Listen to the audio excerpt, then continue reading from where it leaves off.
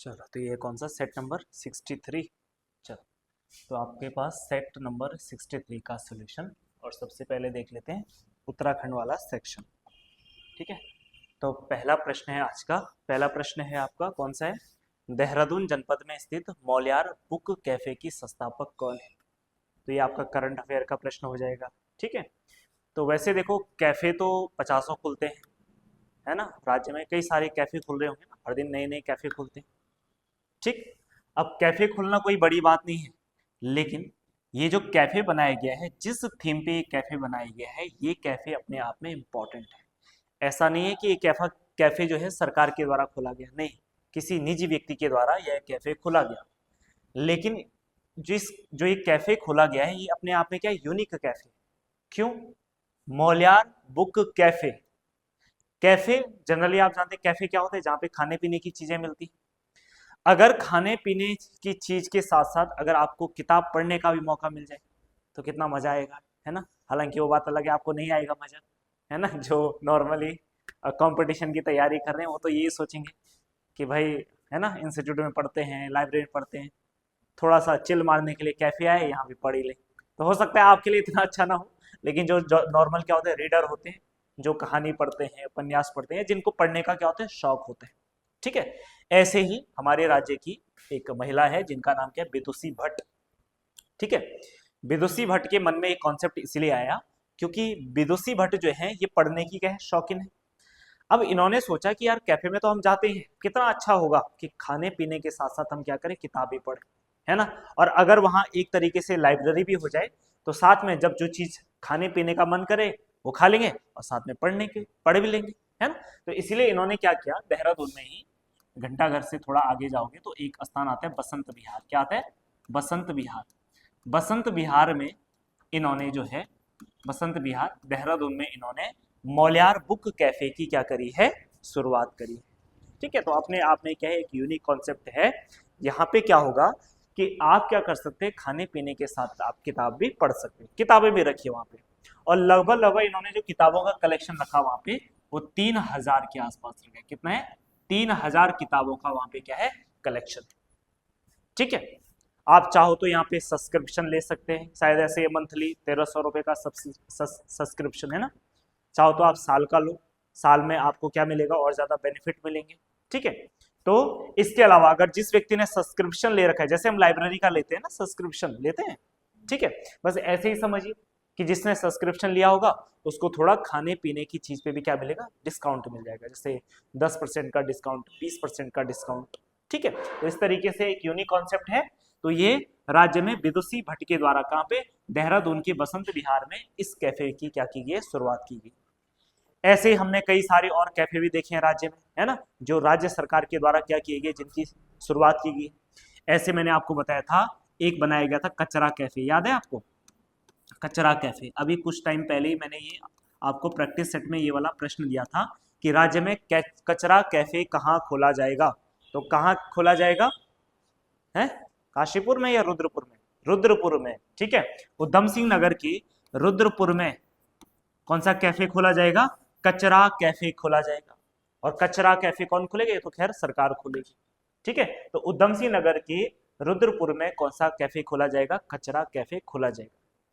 इसके अलावा 2023 में सरकार ने पॉलिथीन का निस्तारण करने के लिए या पॉलिथीन मुक्त करने के लिए राज्य में एक नई, है ना, चीज शुरू करी है, जिसको बोलते हैं पॉलिथीन कचरा बैंक। ठीक है, पॉलिथीन कचरा बैंक। पॉलिथीन कचरा बैंक कहां पे खोला गया है, पॉलिथीन कचरा बैंक। तो जो पॉलिथीन कचरा बैंक है, इसे खोला गया है कहां पर, इसको खोला गया है देहरादून में। देहरादून में एक साथ 3 बैंक बनाए गए ऐसे, है ना। 2 आपके गढ़ी कैंट में बनाएगी और एक आपका कहां में बनाया गया, एक आपका प्रेम नगर में बनाया गया। ठीक है, तो इस तरीके से कचरा बैंक बनाने वाला हमारा उत्तराखंड क्या बना है, पहला स्टेट बना है। ठीक है, देश में। कचरा बैंक में क्या होगा कि आप जैसे पॉलिथीन लेके जाओगे, बदले में बैंक से आपको क्या मिलेगा, पैसे मिलेंगे, जो भी उसका रेट निर्धारित होगा। ऐसे ही कचरा कैफे रुद्रपुर में क्या होगा कि आप जैसे पॉलिथीन कचरा वगैरह उस कैफे में लेके चले गए और बदले में आपको वहां से क्या मिलेगा, खाने पीने की चीजें मिलेगी। तो इस तरीके से यूनिक कॉन्सेप्ट है। ठीक है, तो कचरा कैफे रुद्रपुर में, पॉलिथीन कचरा बैंक ये देहरादून में हो जाएगा, और मोलियार बुक कैफे कहां पर है आपका, देहरादून में। ठीक है, किसके द्वारा, विदुषी भट्ट के द्वारा। बाकी शशि बोगड़ा कई बार बता चुका मैं आपको, है ना, किससे संबंधित है, नमक वाली ब्रांड से संबंधित है। अगला प्रश्न, नेक्स्ट प्रश्न है हमारे पास, और ये प्रश्न है, प्रधानमंत्री मत्स्य संपदा योजना के अंतर्गत किस जनपद में राज्य स्तरीय इंटीग्रेटेड एक्वा पार्क तथा होलसेल फिश मार्केट की स्थापना की गई है ना, कहां पे की गई है, तो ये की गई है कहां पे, उधम सिंह नगर में। ठीक है, उधम सिंह नगर की सितारगंज में, उधम सिंह नगर की सितारगंज में जो है क्या किया जाएगा, राज्य स्तरीय इंटीग्रेटेड एक्वा पार्क, ठीक है, एवं होलसेल फिश मार्केट की क्या की जाएगी, स्थापना की जाएगी। अब ये इंटीग्रेटेड एक्वा पार्क क्या है, एक्वा पार्क मतलब यहाँ पे क्या होगा, मत्स्य पालन होगा, बड़े लेवल पे, बड़े स्तर पे क्या किया जाएगा, मछली पालन किया जाएगा। क्या किया जाएगा, मछली पालन किया जाएगा।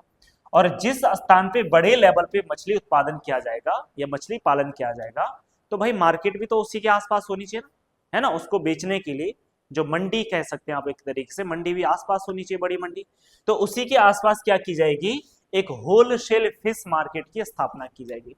होलसेल समझते हैं ना, जहां पे बाकी जगह आपका क्या होता है, सामान जो है मार्केट में क्या होता है, डिस्ट्रीब्यूट होता है। ठीक है, चलो जी, तो इस प्रकार का होलसेल मार्केट या इंटीग्रेटेड एक्वा पार्क की स्थापना जो है आपके उधम सिंह नगर के कहां पे की जाएगी, सितारगंज में किया जाएगा। इसके अलावा देखो यहाँ पे सबसे पहले किसके अंतर्गत यह स्थापित किया जाएगा, तो ये किया जाएगा प्रधानमंत्री मत्स्य संपदा योजना के अंतर्गत किया जाएगा। अब क्योंकि प्रधानमंत्री मत्स्य संपदा योजना है तो इसलिए पॉइंट क्या इंपॉर्टेंट है कि इसकी शुरुआत कब होती है, तो इसकी शुरुआत हुई थी 10 सितंबर, कब हुई थी, 10 सितंबर 2020 में। ठीक है, प्रधानमंत्री मत्स्य संपदा योजना की क्या की गई, शुरुआत की गई। ठीक है, तो 10 सितंबर 2020 में प्रधानमंत्री मत्स्य संपदा योजना की क्या की गई है, शुरुआत की गई। अब जैसे पार्क ये बना है, ऐसे हमारे राज्य में कई और पार्क भी बनाए गए है ना, जैसे आपने सुना होगा बुरांस पार्क, सुना है, बुरांस पार्क, राज्य का बुरांस पार्क कहां पे बनाया गया है कहां पे बनाया गया है, मुनस्यारी, पिथौरागढ़ की मुनस्यारी में बुरांस पार्क की स्थापना की गई है। इसके अलावा एक और पार्क है जिसका नाम क्या है, लाइकेन पार्क, और ये लाइकेन पार्क कहां पे बनाया गया है, लाइकेन पार्क कहां पे बनाया गया है, तो लाइकेन पार्क भी आपका कहां पे बनाया गया, मुनस्यारी में ही बनाया गया। तो चाहे आपका बुरांस पार्क हो चाहे लाइकेन पार्क हो, ये दोनों आपके कहां पे बनाए गए हैं, मुनस्यारी में बनाए गए। ठीक है, कहां पे बनाए गए, मुनस्यारी में बनाए गए। इसके अलावा राज्य का पहला जो मगरमच्छ पार्क है, मगरमच्छ पार्क है, ये मगरमच्छ पार्क जो है ये आपका काकरा, ठीक है, काकरा कहां पे, उधम सिंह नगर में। ठीक है, उधम सिंह नगर में राज्य का पहला मगरमच्छ पार्क कहां पे बनाया गया, काकरा, उधम सिंह नगर में बनाया गया है।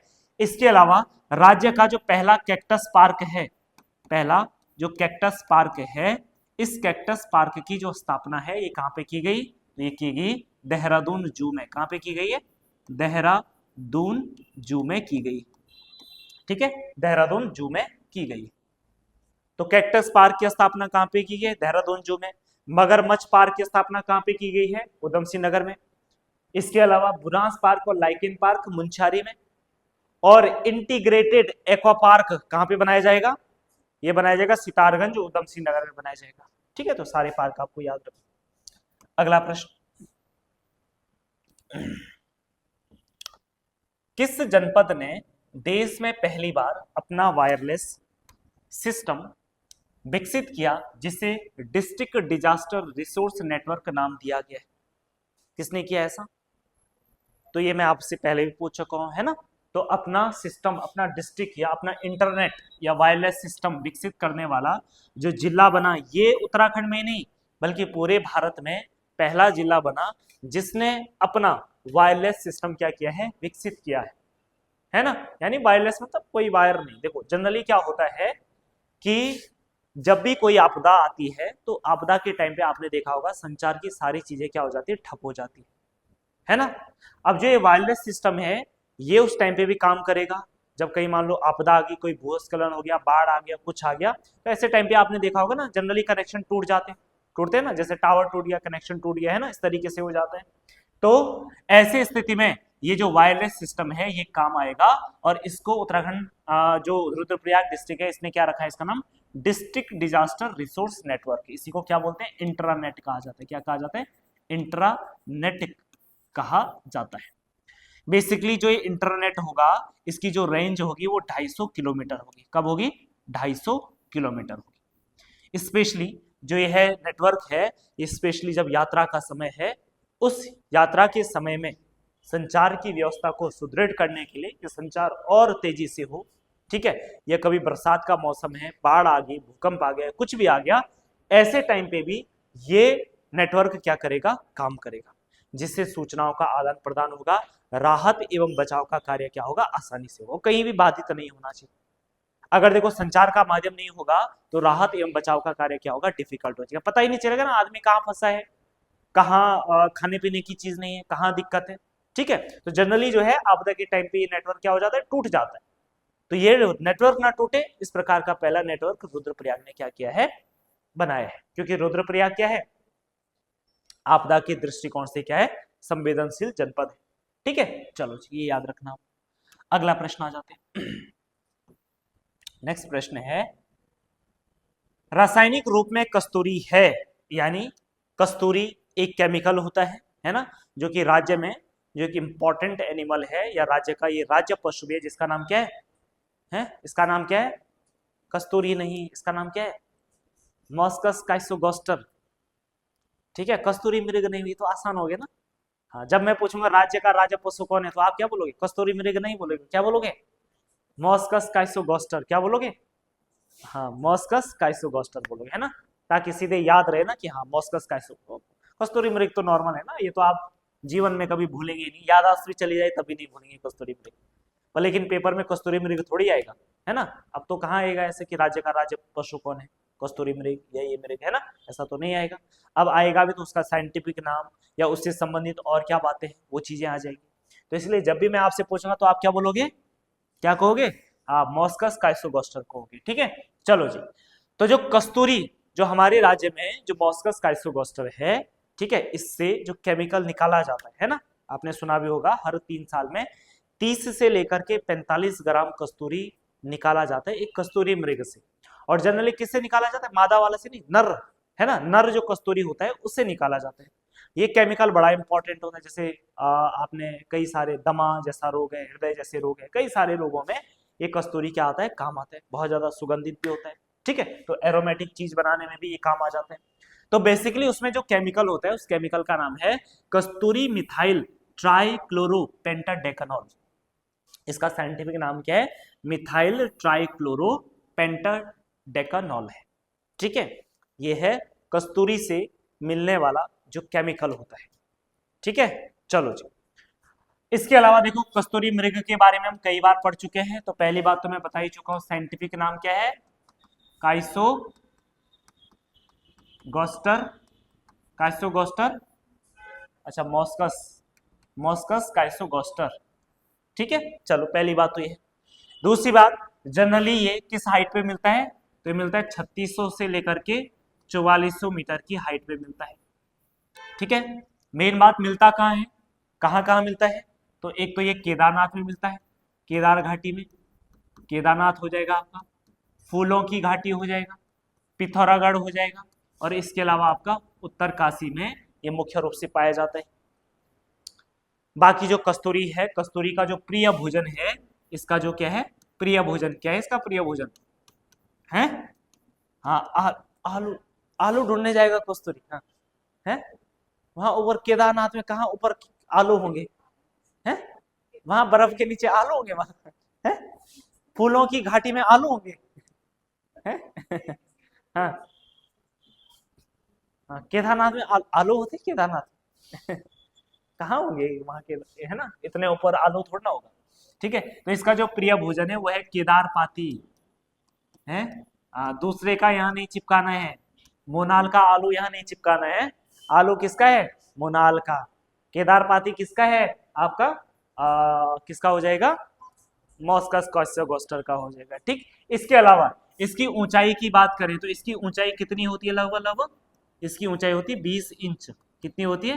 20 इंच इसकी ऊंचाई होती है। वहीं अगर इसके सूंघने की क्षमता की बात करें तो क्या इसके सूंघने की क्षमता होती है? ये सूंघ ही नहीं पाता है या थोड़ा बहुत सूंघ लेता है। सूंघने की क्षमता होती है इसकी, ठीक है। सूंघना क्या बोले हैं? सूंघने की क्षमता क्या होती है इसकी? सूंघने की क्षमता बहुत ज्यादा होती है, ध्यान रखना है ना। इसकी जो सूंघने की क्षमता होती है वो क्या होती है?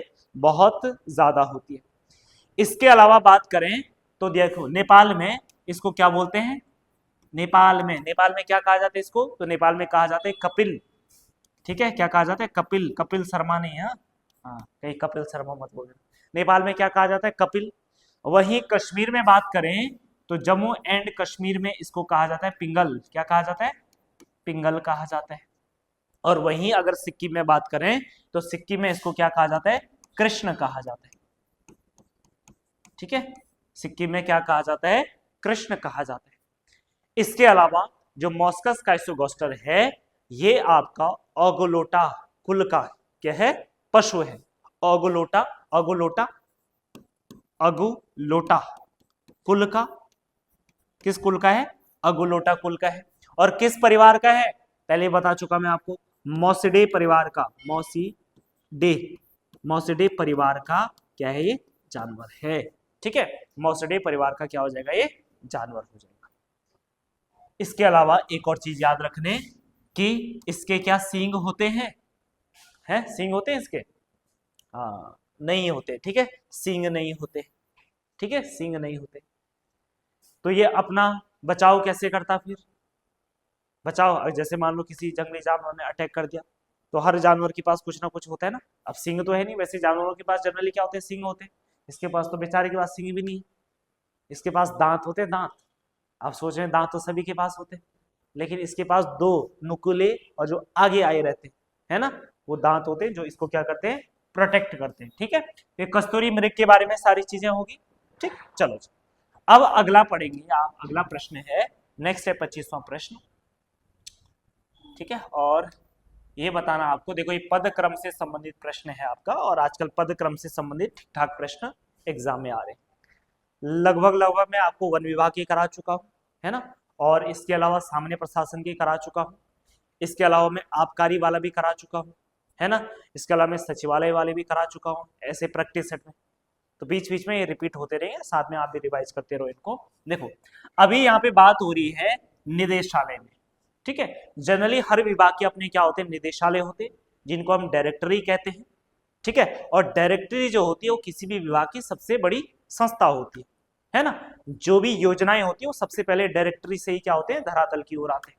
डायरेक्टरी से ही क्या मिलते हैं? आदेश मिलते हैं, ठीक। डायरेक्टरी जनरली किसी भी योजना को क्रियान्वयन करने की पहली जिम्मेदार संस्था होती है ना। नीति निर्माण या योजनाओं की घोषणा करने का काम होता है राज्य सरकार या राज्य सचिवालय का होता है, ठीक है। अब इन योजनाओं या नीतियों को धरातल पे क्या करना है? हमें क्रियान्वित करना है। तो क्रियान्वित करने के लिए पहली जो जिम्मेदार संस्था होती है उसको क्या बोलते हैं? निदेशालय बोलते हैं, यानी जिसके दिशा निर्देश में काम होता है, ठीक। चलो अब इसी निदेशालय में क्या होते हैं? आपके कुछ महत्वपूर्ण पद होते हैं या पद क्रम होता है। वही पद क्रम कौन सा होता है? देखो सबसे पहले हमेशा देखो एक चीज ध्यान रखो, निदेशक डायरेक्टर हमेशा क्या होगा? सबसे बड़ा होगा, ऑब्वियसली बात है ना। चलो तो देखो वैसे यहीं पे मिल रहा है सबसे बड़ा डायरेक्टर, लास्ट में यहीं पे लिखा है, वैसे यही सही था, सीधे सीधे बात खत्म ही होगी ना। डायरेक्टर हमेशा किसी विभाग का क्या होगा? सबसे बड़ा होगा। सबसे बड़ा तो उप निदेशक नहीं होगा, अपर भी नहीं होगा, उप भी नहीं होगा। तो यहाँ पे बढ़ता हुआ क्रम है जनरली, ठीक है। तो निदेशक सबसे बड़ा है, ठीक, तो यही वाला सही हो जाना चाहिए था, ठीक है। इसका देखो सही आंसर सबसे छोटा हो जाएगा उपनिदेशक, उसके बाद होता है संयुक्त निदेशक, उसके बाद होता है अपर निदेशक, और फिर होता है आपका निदेशक, ठीक है। इसी को इंग्लिश में क्या होंगे? क्या बोलेंगे? Deputy director. क्या कहेंगे? डेप्यूटी डायरेक्टर या डिप्टी डायरेक्टर, ठीक है, डिप्टी डायरेक्टर हो जाएगा। संयुक्त को क्या बोलते हैं? Joint director. क्या कहा जाता है? Joint director. अपर निदेशक को क्या बोलते हैं? एडिशनल डायरेक्टर कहते हैं, ठीक है। और वही निदेशक को क्या कहा जाता है? निदेशक को क्या कहा जाता है? निदेशक को कहा जाता है क्या? डायरेक्टर। तो केवल डायरेक्टर हो जाएगा, ठीक। और अगर इससे भी एक पद और बड़ा आता है तो इसको क्या बोलते हैं? है, इसको क्या बोलते हैं? उसको बोलते हैं जनरल, डायरेक्टर जनरल, उसको क्या बोलते हैं? डायरेक्टर जनरल कहा जाता है। ठीक है, ठीक है, क्या कहा जाता है? डायरेक्टर जनरल कहा जाता है। अगर इससे भी एक बड़ा पद आ गया, तो किसी भी विभाग का सबसे बड़ा जो पद होता है वो क्या होता है? डायरेक्टर जनरल का होता है ना? जो निदेशालय का सबसे बड़ा होता है, डीजी हम जिसे बोलते हैं, महानिदेशक। उसमें हिंदी में क्या बोलेंगे आप? महानिदेशक बोलेंगे, राइट। चलो जी, तो ये हो जाएगा आपका महानिदेशक। डेप्यूटी डायरेक्टर से अगर एक पद और नीचे आना है तो आप यहां पे क्या कर सकते हैं? सहायक निदेशक। क्या कह सकते हैं? सहायक निदेशक कह सकते हैं, यानी कि असिस्टेंट डायरेक्टर। चलो जी, तो ये पूरी बातें लिख देना है। असिस्टेंट डायरेक्टर, फिर deputy director, joint director, additional director, director और डायरेक्टर जनरल, यानी सहायक निदेशक, उप निदेशक, संयुक्त निदेशक, अपर निदेशक, निदेशक और महानिदेशक हो जाएगा। ठीक, तो ये बात आपको क्या रखनी है? अच्छे से याद रखना। जरूरी नहीं कि वो पेपर में यही वाला सीक्वेंस दे, कुछ और भी दे सकता है, इसलिए आपको यहां से लेकर और वहां तक अच्छे से पता होना चाहिए। अगला प्रश्न आ जाते हैं। किसी राज्य में राज्यपाल की नियुक्ति संविधान के किस अनुच्छेद के तहत की जाती है? किस अनुच्छेद के तहत की जाती है?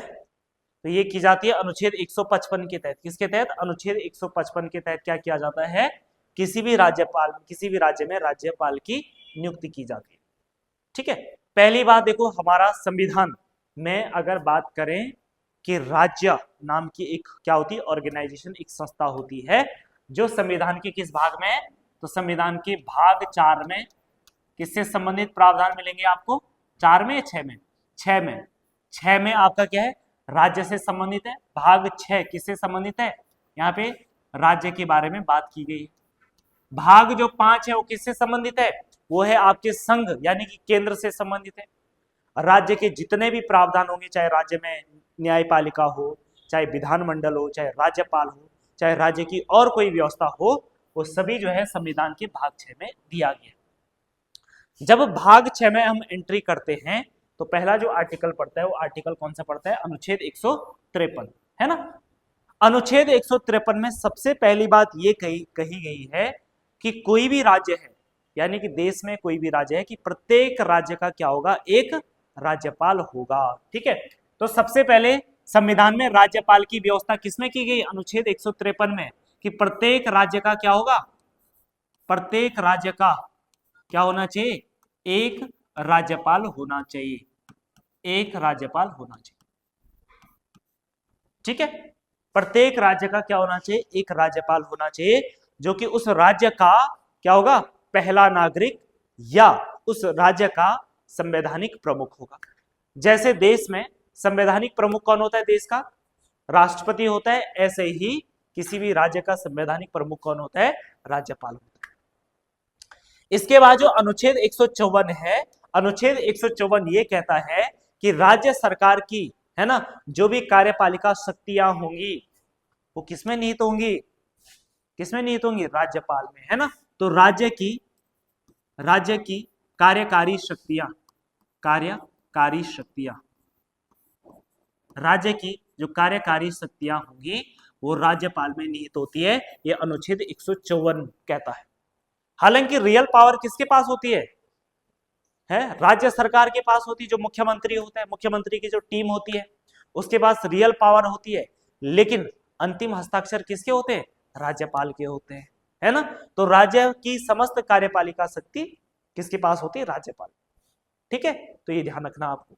अनुच्छेद 155 ये कहता है कि राज्यपाल की जो नियुक्ति करेगा वो कौन करेगा? देश का राष्ट्रपति करेगा।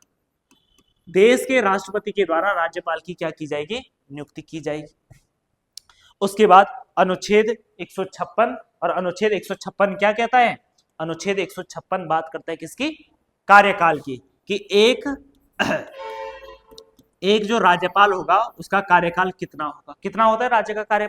है 5 साल। ठीक है, तो कार्यकाल हो जाएगा 5 वर्ष। इसलिए आपने देखा होगा 5 वर्ष बाद फिर से नया क्या आ जाता है? क्या आ जाता है? फिर से नया राज्यपाल आ जाता है। उसके बाद बात करें तो अनुच्छेद 157, और जो अनुच्छेद 157 है, अनुच्छेद 157 किससे संबंधित है? हाँ, यह है क्वालिफिकेशन, यानी कि योग्यता से संबंधित। क्वालिफिकेशन से संबंधित। फिर उसके बाद अनुच्छेद 158 किससे संबंधित है? हाँ, अनुच्छेद 158 है सेवा एवं शर्तों से संबंधित, कि सेवा एवं शर्तें कि राज्यपाल ऑफिस होल्ड करने की क्या क्या शर्तें होती है। ठीक, उसके बाद अगर बात करें अनुच्छेद 159 और अनुच्छेद 159 जो है किससे संबंधित है? शपथ से संबंधित है, कि राज्यपाल का शपथ, ठीक है, कौन देता है राज्यपाल को शपथ, है ना। चलो जी, अगला उसके बाद अनुच्छेद 161 जो इंपॉर्टेंट है वो उन्हीं को लिखेंगे हम। अनुच्छेद 161 किससे संबंधित है? अनुच्छेद 161 जो है राज्यपाल के क्षमादान करने की क्या है? शक्ति से संबंधित है।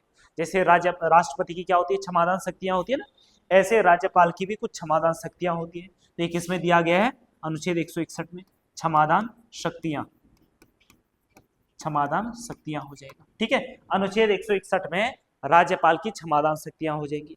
उसके बाद अनुच्छेद 164 में, अनुच्छेद 164 के तहत राज्यपाल क्या करता है? सीएम की नियुक्ति, है ना, सीएम मुख्यमंत्री की नियुक्ति। अनुच्छेद 164 के तहत सीएम की नियुक्ति कौन करता है? राज्यपाल करता है। उसके अलावा अनुच्छेद 171 171 किससे संबंधित है? अनुच्छेद 171 जैसे जो हमारी राज्यसभा होती है, राज्यसभा में 12 मेंबर कौन मनोनीत करता है? राष्ट्रपति करता है, अलग अलग क्षेत्रों से। ऐसे ही राज्य जो विधान परिषद होती है, विधान परिषद में 1/6 सदस्यों को मनोनीत करने का अधिकार किसके पास होता है? राज्यपाल का। ठीक है, तो विधान परिषद में 1/6 सदस्यों को मनोनीत करने का जो अधिकार होता है वो किसके पास होता है? वो भी राज्यपाल के पास होता है। इसके अलावा एक और लिख देना जो इंपॉर्टेंट है, अनुच्छेद 213, और जो अनुच्छेद 213 है ये राज्यपाल के अध्यादेश जारी करने की क्या है? शक्ति है। अध्यादेश जारी करने की क्या हो जाएगी? शक्तियां हो जाएंगी, है ना। तो ये राज्यपाल से संबंधित क्या हो गए? आपके महत्वपूर्ण आर्टिकल हो गए, या इंपॉर्टेंट क्या है? आपके अनुच्छेद है। ठीक है, तो ये हमारे क्या हो गए? महत्वपूर्ण अनुच्छेद हो जाएंगे। इतनी बात क्लियर है? ठीक है, चलो जी। तो देखो अनुच्छेद 153 प्रत्येक राज्य का एक राज्यपाल, 54 कार्यकारी शक्तियां, 55 राष्ट्रपति द्वारा नियुक्ति, ठीक है, 56 कार्यकाल, 57 योग्यता, 58 सेवा एवं शर्तें, 59 शपथ से संबंधित हो जाएगा, 61 क्षमादान शक्तियां, 64 सीएम की नियुक्ति, 71 विधान परिषद में 1/6 सदस्यों को मनोनीत करना, और 213 आपके अध्यादेश जारी करने की क्या हो जाएगी? शक्ति हो जाएगी। ठीक, अगला प्रश्न, नेक्स्ट प्रश्न है, और ये प्रश्न संख्या 27 है। चलिए जी, तो राज्य विधानमंडल की बैठक आयोजित करने के लिए कोरम क्या है? तो सबसे पहली बात हमें यह समझना पड़ेगा भाई कोरम क्या होते हैं। कोरम को ही हिंदी में क्या बोलते हैं? क्या बोलते हैं? गणपूर्ति कहा जाता है। देखो, जब भी विधानसभा या विधानमंडल की क्या होगी? बैठक होती है ना, जब भी सभा का आयोजन किया जाता है, तो अब जब भी विधायक आपकी विधानसभा में आ जाएंगे, ऐसा नहीं कि कितने में वहां 2 विधायक पहुंच गए और फिर भी चर्चा हो रही, तो फिर तो क्या ही चर्चा होगी ना। कम से कम कुछ हमें लिमिट रखनी पड़ेगी ना। तो संविधान ने कुछ लिमिट रखी है भाई, विधानसभा की चर्चा तभी होगी या विधानमंडल की चर्चा तभी होगी जब कम से कम इतने क्या होने चाहिए? मेंबर होने चाहिए। अगर इतने मेंबर नहीं है तो बैठक का आयोजन किया ही नहीं जाएगा। ठीक है, तो ये बात ध्यान रखना। तो ये ऊपर संसद में भी है, राज्यसभा लोकसभा में भी है, और वही प्रावधान हमारे राज्यसभा यानी हमारे राज्य विधानसभा के लिए बनाया गया है। और राज्यसभा में जो ये प्रावधान बनाया गया है कि कम से कम बैठक होने के लिए, चर्चा होने के लिए कम से कम 10 सदस्य या कुल सदस्य का 10वां भाग जो भी अधिक हो, ठीक है, ये होना चाहिए भाई। डी वाला ऑप्शन आपका क्या हो जाएगा? करेक्ट हो जाएगा। मान लो जैसे उत्तराखंड की विधानसभा है, और उत्तराखंड की विधानसभा में कुल सदस्य कितने? 70 है। उत्तराखंड की विधानसभा कितने सदस्यों से मिलकर बनी होती है? 70 विधायकों से मिलकर बनी होती है। अगर मान लो विधानसभा की बैठक होनी है, तो विधानसभा की बैठक में कौन मौजूद होगा? अरे यही विधायक तो होंगे जो 70 हमने चुन के भेजे। ठीक है, अब ये बैठक होने की मिनिमम लिमिट क्या होनी चाहिए? ठीक है, अब ऐसे नहीं वहां 2 विधायक 4 विधायक पहुंच गए और आपने मीटिंग फिर भी कर ही रहे चर्चा, तो ऐसा वो नहीं है। इसके लिए संविधान ने बनाया है कि भाई कम से कम इस 70 का 1/10वां भाग, 1/10वां भाग कितना हो जाएगा, काटेंगे इसको, कितना हो जाता है 7। तो यानी कि विधानसभा की बैठक होने के लिए कम से कम 7 सदस्यों का होना अति आवश्यक है। ठीक है, तो देखो यही तो लिखा है हमें, 10 सदस्य या कुल सदस्य का 10वां हिस्सा, जो भी अधिक हो, है ना। तो देखो 10 सदस्य, तो पहली बात तो देखो यहाँ पे 10 सदस्य मिनिमम कितने होने चाहिए, 10, मिनिमम कितने होने चाहिए 10, लेकिन उत्तराखंड की विधानसभा में तो 7 आ ही रहा है, तो ये वाला क्राइटेरिया पूरा नहीं हो रहा ना, तो ये वाला तो यहाँ पे तो होगा ही नहीं, है ना। तो यहाँ पे मिनिमम कितना होना चाहिए, 10 तो होने ही चाहिए। कहाँ गया, कुल 10 सदस्य, कितने, 10 सदस्य होने ही चाहिए। कंफ्यूजन हो रहा है, कंफ्यूजन हुआ है ना, हो रहा है थोड़ा थोड़ा, है ना। चलो दोबारा देखो, मैंने क्या कहा, या तो विधानसभा की कुल सदस्य का 10वां भाग, अब जैसे उत्तर प्रदेश की विधानसभा है 450 लगभग, है ना, लगभग, ठीक है, ये 400 है लगभग। तो यहाँ तो ठीक है 1/10 यानी कितने मेंबर, 40 सदस्य, तो यहाँ तो ठीक है। यहाँ तो ये 10 से ऊपर ही जा रहा है ना मामला, है ना, 10 से ऊपर ही जा रहा है यहाँ पे मैटर, तो यहाँ पे तो 1/10 मिनिमम 40 होना चाहिए उत्तर प्रदेश में। अब उत्तराखंड में 10%, 10 1/10 कितना हो रहा है 7, लेकिन मिनिमम कितना चाहिए, 10 तो चाहिए भाई, तो 7 इसको पूरा नहीं कर रहा है, इसलिए यहाँ पे 7 नहीं होगा। उत्तराखंड में कितना होना चाहिए, मिनिमम 10, है ना। अब जैसे कई स्टेट ऐसे भी है जहां पे विधानसभा विधायक कितने 50, तो वहां पे 1/10 देखेंगे तो कितना हो जाएगा 5, लेकिन 5 तो ज्यादा ही कम हो जाएगा ना, इसीलिए 10 भी रखा है, मिनिमम 10 होना चाहिए। ठीक है, अब जहां 200 है तो 200 का 1/10 कितना हो जाएगा 20, तो यहाँ तो कोई दिक्कत ही नहीं है, 10 से ऊपर ही। ठीक है, तो ये ध्यान रखना, तो या तो मिनिमम 10 होने चाहिए या कुल सदस्य का 10वां भाग होना चाहिए। वही केंद्र में भी, केंद्र में क्या, केंद्र में मिनिमम 10 नहीं लिखा गया, राज्यसभा और लोकसभा के लिए मिनिमम कितना होना चाहिए 1/10वां भाग, वहां 10 बोलने की जरूरत नहीं। क्यों, क्योंकि वहां राज्यसभा में 250 मेंबर है और लोकसभा में कितने 550 मेंबर है, तो 550 का 10% कितना हो जाएगा 55, और 250 का कितना हो जाएगा 25, तो 10 बोलने की जरूरत ही नहीं थी। ठीक है, चलो जी, अब जो ये प्रावधान दिया गया है, ये प्रावधान संविधान के किस अनुच्छेद में दिया गया है, तो ये ध्यान रखना है। तो संविधान का अनुच्छेद 189 का 3वां जो कॉलम है, ये राज्य के लिए दिया गया है, 189 का 3वां, और वहीं संसद में 1/10 होना चाहिए, ये प्रावधान किसमें दिया गया है, तो दिया गया है अनुच्छेद 100 के 3 में, अनुच्छेद 100 के 3रे कॉलम। ठीक है, चलो जी, ये ध्यान रखना आपको। अगले प्रश्न पे आ जाते, 28वां प्रश्न है, अस्कोट अराकोट यात्रा किस संस्था द्वारा आयोजित की जाती है। तो अस्कोट अराकोट यात्रा जो है, अस्कोट अराकोट यात्रा जो है, ये किसके द्वारा आयोजित की जाती है, तो ये पहाड़ नामक संस्था के द्वारा आयोजित की जाती है। पहाड़ नामक जो संस्था है, ध्यान रखना, इस पहाड़ नामक संस्था के संस्थापक कौन थे, जरा बताओ, शेखर पाठक, शेखर पाठक। ठीक है, फुल फॉर्म क्या है, हाँ, PAHAR, ये है ना, फुल फॉर्म क्या है, पीपल एसोसिएशन, हाँ, पीपल, हाँ, association of Himalaya area research. ठीक है, ये ध्यान रखना, ये इसकी क्या है, फुल फॉर्म है। पहाड़ नामक जो संस्था है, इसकी फुल फॉर्म है people association of Himalaya area research हो जाएगा। ठीक है, अब इसी पहाड़ नामक संस्था के द्वारा हमारे राज्य में एक यात्रा कराई जाती है हर 10 वर्ष में, उस यात्रा का नाम है अस्कोट अराकोट यात्रा, जिसकी शुरुआत इनके द्वारा की गई। कब से, हाँ, 1974। ठीक है, 25 मई 1974 से इस यात्रा का क्या किया जा रहा है, आयोजन किया जा रहा है। और जो ये यात्रा होती है, ये यात्रा होती है हर 10 वर्ष में होती है, हर 10 वर्ष में इस यात्रा का क्या किया जाता है, आयोजन किया जाता है। अस्कोट आपको पता ही, अस्कोट कहाँ पर है, अस्कोट है पिथौरागढ़ में। कहाँ पर है, अस्कोट है आपका पिथौरागढ़ में, पिथौरागढ़ से यात्रा शुरू होती है। और अराकोट कहाँ है आपका, उत्तरकाशी, यानी कि राज्य का सबसे पूर्वी भाग और राज्य का सबसे पश्चिमी भाग। ठीक है, ये यात्रा होती है, जो यात्रा होती है इसमें राज्य के, देश विदेश के कई सारे स्कॉलर्स, रिसर्चर्स, कई शिक्षाविद, है ना, जो भी कल्चरल से जुड़े हुए जो भी लोग हैं, ये सभी लोग इस यात्रा में क्या लेते हैं, भाग लेते हैं। और इस यात्रा का जो मुख्य उद्देश्य होता है कि राज्य की संस्कृति को समझना, यहाँ के गांवों को समझना, यहाँ की समस्याओं को समझना, जंगल को समझना, है ना, ग्रामीण जीवन कैसा है उसको समझना, यानी कि पूरे उत्तराखंड को अच्छे से समझना इस यात्रा का क्या होता है, प्रमुख उद्देश्य होता है। ठीक है, चलो तो ये आपको ध्यान रखना, अस्कोट अराकोट यात्रा। अभी हाल में ही पिछले साल जो है ये अस्कोट अराकोट यात्रा हुई थी, और ये अस्कोट अराकोट यात्रा जो लास्ट हुई थी ये थी 6वें नंबर की। कौन से नंबर की? 6वें नंबर की।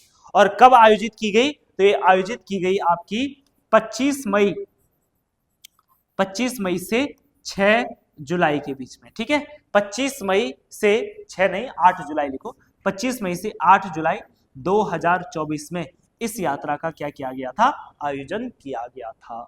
ठीक है, तो 25 मई से 8 जुलाई 2024 में इस यात्रा का आयोजन किया गया था। इंपॉर्टेंट है क्योंकि पिछले साल इसका क्या किया गया था, आयोजन किया गया था। तो आपको ये डेट भी याद रखनी है।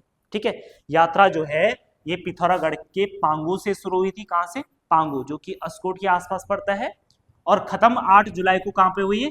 अराकोट में। और अराकोट कहां पड़ता है आपका? उत्तरकाशी में पड़ता है। ठीक, तो ये बात आपको याद रखनी है। अगले प्रश्न पे आ जाते हैं। नेक्स्ट प्रश्न है, निम्न कथनों पे हमें विचार करना है।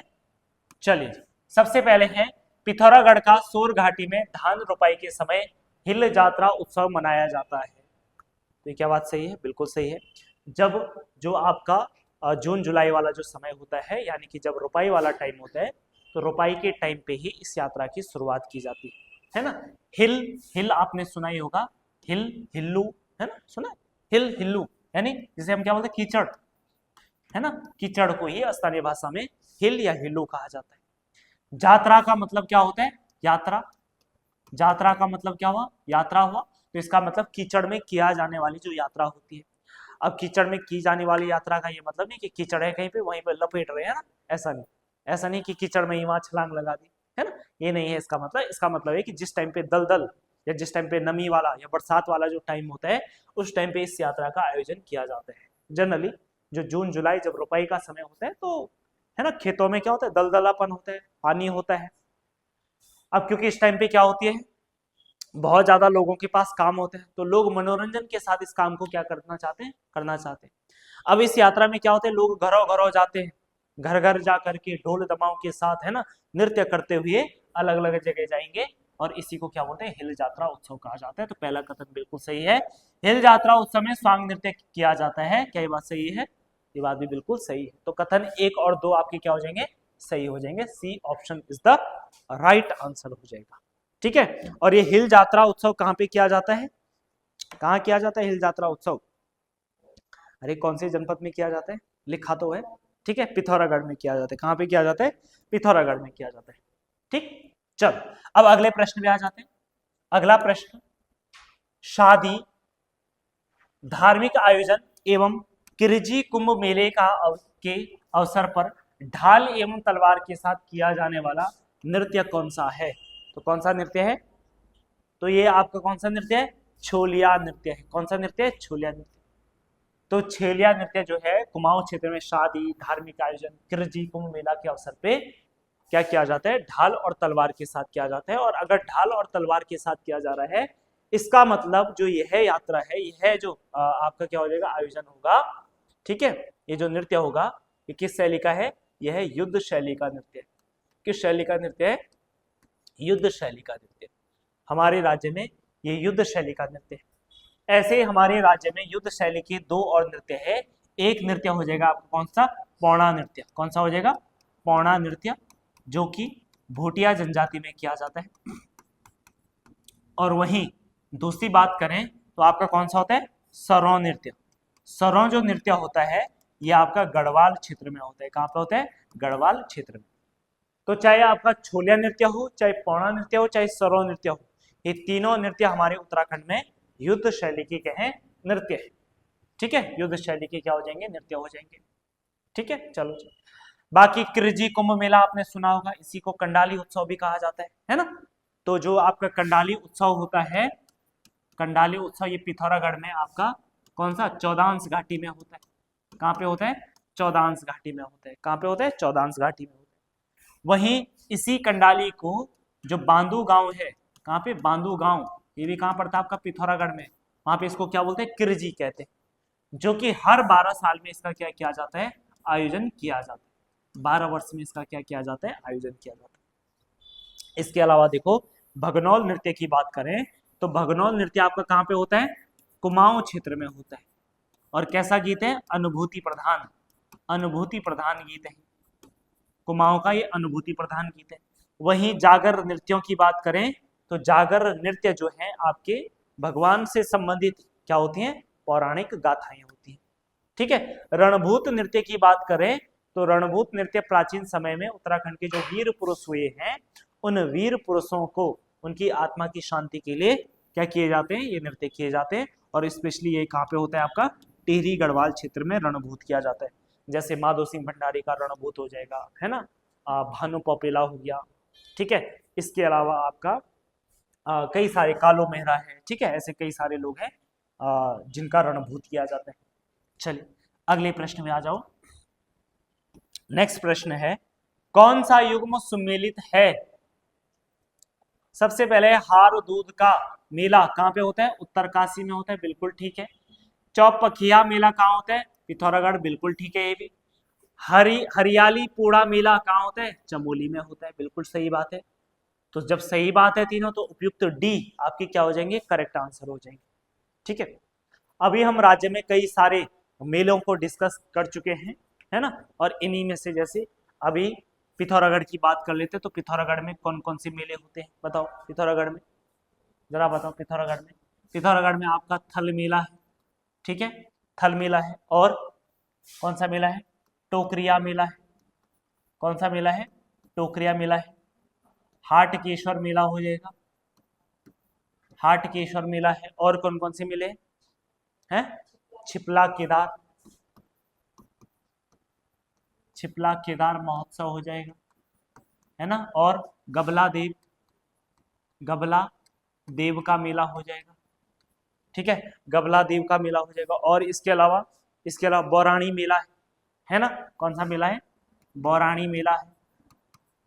इसके अलावा मोस्ट मानू मेला है, मोस्ट मानू मेला हो जाएगा, बौराणी मेला, मोस्ट मानू मेला, ठीक है।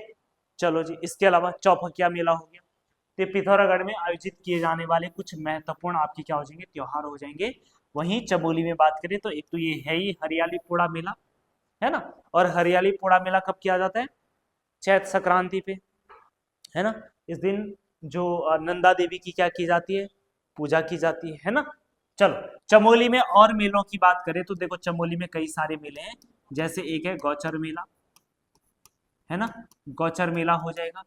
तिमुंडिया मेला हो जाएगा, तिमुंडिया मेला हो जाएगा, है। कौन सा, बंड विकास मेला हो जाएगा, बंड विकास मेला हो जाएगा। इसके अलावा काश्तकर मेला हो जाएगा। कौन सा मेला है, काश्तकर मेला हो जाएगा। बसंत बुरांस मेला हो जाएगा, बसंत बुरांस मेला हो जाएगा, ठीक है, बसंत बुरांस मेला हो जाएगा। अनुसुईया देवी का मेला हो जाएगा, अनुसुईया देवी का मेला हो जाएगा, ठीक है। कई सारे मेले हमारे पास, अनुसुईया देवी का मेला हो जाएगा, ठीक। इसके अलावा एक बोरी मेला हो जाएगा लाटू देवता के मंदिर में, ठीक। तो ये चमोली में आयोजित किए जाने वाले क्या हैं, आपके प्रमुख मेले हैं, ठीक है। चलो अगले प्रश्न पे आते हैं। और अगला प्रश्न है हमारे पास, ठुल खेल गीत के संदर्भ में निम्नलिखित कथनों पे क्या करना है, हमें विचार करना है। तो चलिए जी विचार करते हैं थोड़ा सा। कुमाऊं में पुरुषों द्वारा कृष्ण जन्माष्टमी के अवसर पर गाया जाता है, तो क्या ये बात सही है, बिल्कुल सही बात है, ठीक है। तो पुरुषों द्वारा जन्माष्टमी के अवसर पे जो है ठुल खेल गीत गाए जाते हैं। ठुल खेल गीत के मुख्य जो गायक होते हैं, इस मुख्य गायक को बखड़िया कहा जाता है। ये बात भी बिल्कुल सही है, बखड़िया ही कहते हैं इसको। ठुलखेल गीत रामायण की कथा पे आधारित है, तो बिल्कुल ये बात भी सही है। तो यानी कि तीनों कथन सही है, तो उपयुक्त सभी आपकी क्या हो जाएंगे, करेक्ट आंसर हो जाएंगे। तो ठुलखेल गीत के बारे में आपको क्या क्या याद रखना है, एक तो ये याद रखना है कि ये पुरुषों द्वारा जन्माष्टमी के अवसर पर गाया जाता है। जो मुख्य गायक है, उस मुख्य गायक को क्या बोलते हैं, बखड़िया कहते हैं। और वहीं जो ठुलखेल गीत होते हैं, वो रामायण की कथा पे क्या होते हैं, आधारित होते हैं। ठीक है, अब अगले प्रश्न पे आओ, और अगला प्रश्न है हमारे पास, जापानी बैंजो एवं टक्सासिकाटो यंत्रों में बदलाव कर विचित्र वेला नामक वाद्य यंत्र किसने तैयार किया? तो ये किया किसने? धरणीधर चंदोला के द्वारा। तो धरणीधर चंदोला के द्वारा इस विचित्र वेला नामक वाद्य यंत्र बनाया गया। ठीक है, राज्य में हम कई वाद्य यंत्रों के बारे में पढ़ चुके हैं। स्पेशली हमने 4 प्रकार के वाद्य यंत्र देखे थे। कौन कौन से? घन एवं धातु वाद्य यंत्र, ठीक है, इसके अलावा सुशिर वाद्य यंत्र, चर्म वाद्य यंत्र और आपके तार या तांत वाद्य यंत्र, है ना। घन वाद्य यंत्र में कई सारे वाद्य यंत्र, जैसे वीणाई है ना, जैसे वीणाई है। वीणाई अब जो है किसकी कगार पर है? वीणाई किसकी कगार पे? विलुप्त होने की कगार पे। वहीं जैसे हमने इसमें देखा था, किसमें? जो आपका सुशिर वाद्य यंत्र में मोछंग देखा था, मशक बीन देखा है। इसके अलावा अलगोजा या रामसोर जिसे कहा जाता है, ये देखा है। इसके अलावा बांसुरी, ठीक है, शंख, ये सारे कैसे हैं आपके? सुशिर वाद्य यंत्र है। वहीं चर्म वाद्य यंत्र में आपके ढोल, दमाऊ और क्या है? हुड़का, इसके अलावा डफली, है ना, और भी है, डफली हो गया। ठीक है, तो ये कुछ वाद्य यंत्र है आपके। चलो अगला प्रश्न आ जाओ। निम्नलिखित कथनों पर विचार कीजिए। सबसे पहला कथन है, भैरव दत्त तिवारी को कुमाऊनी लोक परंपरा के प्रसिद्ध नाटकों एवं थिएटर में प्रस्तुति के लिए जाना जाता है। तो क्या बात सही है? बिल्कुल सही बात है। इन्होंने दूरदर्शन के हारोहित नाटक तथा रसिक रमोला की लिए प्रसिद्ध प्रस्तुति दी। ये दोनों बातें क्या आपकी बिल्कुल सही है? तो option C is the right answer, Bhairav Dutt Tiwari. तो भैरव दत्त तिवारी के बारे में क्या रखना है? प्रसिद्ध नाटक और थिएटर में प्रस्तुति दिया करते थे। और दूरदर्शन में कौन सा नाटक? हारोहित और रसिक रमोला में इन्होंने क्या दी? अपनी प्रस्तुति दी। अगला प्रश्न, चलिए जी, अगले प्रश्न की बात करें तो अगला प्रश्न है हमारे पास, उत्तराखंड में प्रचलित भोज्य पदार्थों के संदर्भ में निम्नलिखित में कौन सा विकल्प सही नहीं है? ना, तो सुमेलित नहीं है। जो सबसे पहले तोमड़ी या तोमड़ी, क्या लौकी की प्रजाति होती है? बिल्कुल होती है। लौकी की एक प्रजाति होती है जिसको तोमड़ी या तोमड़ी भी कहा जाता है ना। और जनरली तोमड़ी या तोमड़ी उसे भी कह लेते हैं जब लौकी आपकी क्या हो जाती है? सूखी हो जाती है ना, उसके अंदर का वो निकाल दिया, फिर वो क्या बन जाता है? ऐसे, हाँ ऐसे बन जाता है ना, अंदर बर्तन जैसा बन जाता है। तो उसमें अनाज वगैरह पहले के जमाने में खूब कुछ रखते थे, उसको भी तोमड़ी बोला जाता है। तो तोमड़ी या तोमड़ी क्या है? लौकी की एक प्रजाति है। च्यू, च्यू तो आपने सुना ही होगा। च्यू क्या मशरूम की प्रजाति है? बिल्कुल सही बात है ना। च्यू मशरूम की ही एक प्रजाति होती है। या नॉर्मल भाषा में मशरूम को स्थानीय लोग क्या बोलते हैं? च्यू बोलते हैं, मशरूम नहीं बोलते हैं। ठीक है, चलो। पिंडालू के पत्तों से बना व्यंजन क्या गुनवा होता है? बिल्कुल होता है। तो ये भी सही है, ये भी सही, ये भी सही है। पत्यूड़, अब ये चाहे जो भी है ये गलत होगा, है ना। पत्यूड़ दाल की भरी रोटी नहीं, दाल की भरी रोटी पत्यूड़ नहीं होता है ना। तो ये वाला आपका क्या हो जाएगा? गलत हो जाएगा। दाल की भरी रोटी क्या होती है? स्वाले, है ना, स्वाला। ठीक है, चलो, या भरी रोटी भी आप कह सकते हैं। चलो, इसके अलावा हमारे राज्य में कुछ और व्यंजन होते हैं। जैसे एक व्यंजन होता है सिंगल, क्या होता है? सिंगल। सिंगल जो व्यंजन होता है ये कुमाऊं क्षेत्र का एक प्रमुख व्यंजन है ना। और जनरली जो ये व्यंजन है ये मुख्य रूप से आपका जैसे शादी समारोह हो गया, या कोई आपका शुभ अवसर हो गया, या पूजा पाठ हो गया, या त्योहार हो गया, लगभग हर शुभ कार्य में कुमाऊं क्षेत्र में ये सिंगल क्या बनाया जाता है? व्यंजन बनाया जाता है। इसके अलावा एक और व्यंजन होता है जिसको क्या बोला जाता है? शैया। और शैया जो व्यंजन होता है ये शैया व्यंजन, ठीक है, ये जो शैया व्यंजन होता है ये कब बनाया जाता है? तो ये जनरली ये भी नॉर्मली बनाते हैं। और शैया व्यंजन स्पेशली जब किसी व्यक्ति को क्या करनी होती है? यात्रा करनी होती है ना। तो यात्रा के टाइम पे दिया जाता है, शुभ माना जाता है ना। तो ये शुभकामनाओं का प्रतीक भी होता है शैया। तो सिंगल हो चाहे शैया हो, दोनों कहाँ के? कुमाऊं के फेमस व्यंजन है। इसके अलावा बाड़ी आपने सुनी है? बाड़ी, बाड़ी क्या होती है? क्या होती है बाड़ी? है कोदे का आटा, है ना। कोदे के आटे से जो बनता है व्यंजन बनता है उसको क्या बोलते हैं? बाड़ी बोला जाता है ना। आपने पानी गर्म किया, पानी गर्म करने के बाद, है ना, जब पानी उबलने लग जाएगा उसमें क्या डालेंगे, गुड़ डालेंगे या चीनी डालेंगे, है ना। फिर ऊपर से सीधा आटा डाल दिया, कोदे का आटा। फिर उसके बाद है ना एक डंडे से करते हैं ऐसे। क्या खाया आप लोगों ने, है ना। क्या बोलते हैं आप लोग, भाड़ी बोलते हैं। और एक गेहूं, गेहूं वाले को क्या बोलते हैं, गोलथिया बोलते हैं ना, गोलथिया। गोलथिया खाया आप लोगों ने, नहीं खाया, चलो कोई नहीं, खा लेना। अगर गेहूं, गेहूं का अगर आपने आटा डाल दिया तो उसको गोलथिया बोलते हैं, है ना। एक डंडा होता है और डंडे से ऐसे किया जाता है ना, तो फिर बढ़िया सा बनता हो। फिर उसके बाद क्या करते हैं, फिर ऐसे थाली में रखेंगे, फिर उसमें ऊपर से ना जैसे ऐसे रख देना, एक छेद करेंगे ना, उसमें बढ़िया से घी डालेंगे, फिर ऐसे टप टप डुबा करके ऐसे खाया जाता है। खाया आप लोगों ने। और स्पेशली ये जो व्यंजन है ये आजकल के लिए सबसे बेस्ट है, सर्दियों का व्यंजन है, क्योंकि इसके अंदर क्या होती है, गर्माहट होती है ना, और स्वास्थ्यवर्धक भी होता है, बहुत ज्यादा क्या होता है, न्यूट्रिशियस भी होता है। ठीक, चलो पहले के लोग बहुत खाते थे, अब तो लोग धीरे धीरे कम हो गए, पर पहले के टाइम पे प्रमुख व्यंजन हुआ करता था। ठीक है, चलो। तो कोदे का बने तो बाड़ी, और गेहूं के आटे का बना तो गोल गोलथ्या। ठीक है, ये ध्यान रखना, ठीक है, गोलथ्या हो जाएगा। इसके अलावा थिचवाणी खाई होगी आप लोग ने, है ना। थिचवाणी क्या होती है, थिचवाणी यानी जिसको थीच के बनाया जाता है, पीसना नहीं है, थीच के, है ना। तो थिचवाणी किसकी होती है, आलू की होती है, और मूली की भी होती है ना। तो थिचवाणी आलू की मूली की हो जाएगी, है ना, बढ़िया टेस्टी होती है। एक तो आलू काट के, और दूसरा आपने है ना सिलबट्टे में थीच करके बनाया, तो बहुत टेस्टी होता है ये भी। ठीक है, तो थिचवाणी हो जाएगा। ठीक, चलिए जी। इसके अलावा राज्य में जो आपकी पकौड़ी होती है, पकौड़ी, पकौड़ी बनाते हैं ना, पकौड़ी भी एक प्रमुख व्यंजन है। पकौड़ी को कहा जाता है भूड़ा। क्या कहा जाता है, भूड़ा कहा जाता है। बाकी आपका क्या हो गया, अरसा रोटाना, है ना, शादी के अवसर पे या कलियों देने के लिए। ठीक है, इसके अलावा आपका कौन सा होगा, रोट, रोट भी होता है ना, भगवान को चढ़ाने के लिए क्या होता है, रोट बनाया जाता है। तो ये सारे व्यंजन आपको याद रखना। अगला प्रश्न,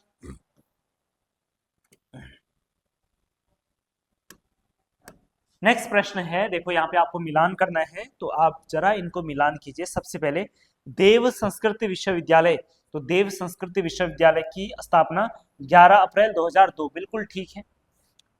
IIM यानी इंडियन इंस्टीट्यूट ऑफ मैनेजमेंट, ठीक है, तो ये आपकी 29 अप्रैल 2011, बिल्कुल सही है। देव संस्कृत विश्वविद्यालय आपका कहाँ है, हरिद्वार में।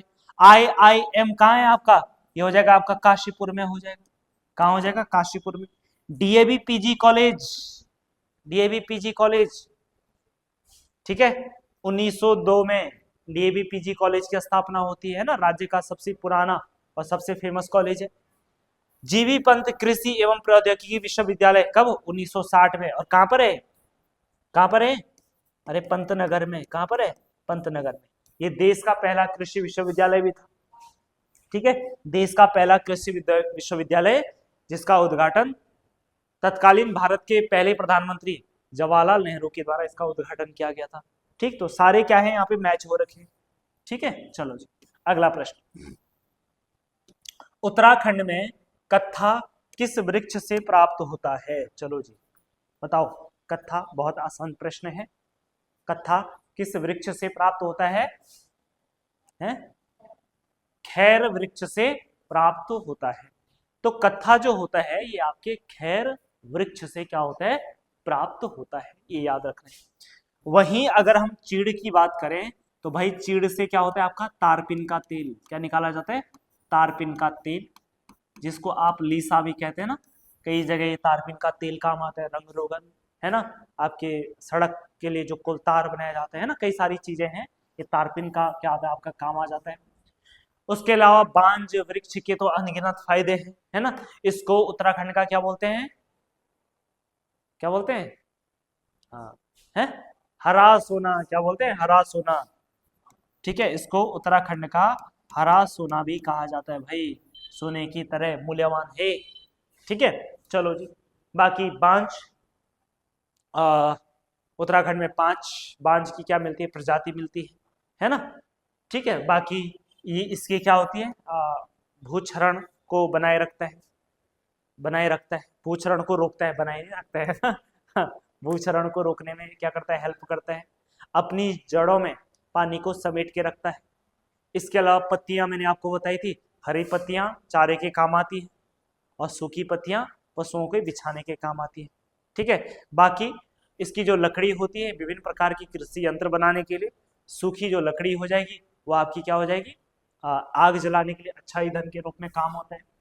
इसके अलावा बात करें जो और वृक्ष है, जैसे बुरांस व ढाक से, बुरांस व ढाक के फूल से क्या बनाया जाता है, रंग बनाया जाता है।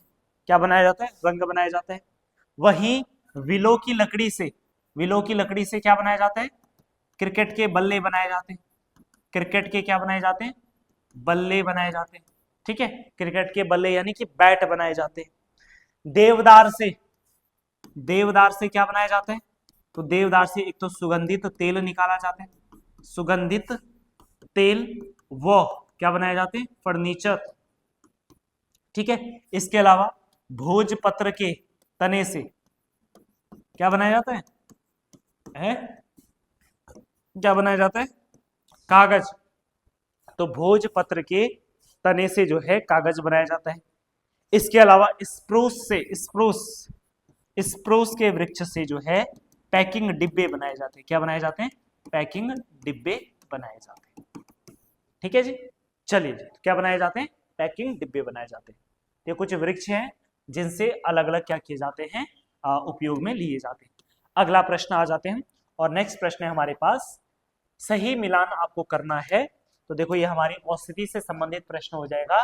किलमोड़ा जो पौधा है ये किस में काम आता है, किलमोड़ा पौधा आंखों के उपचार में काम आता है।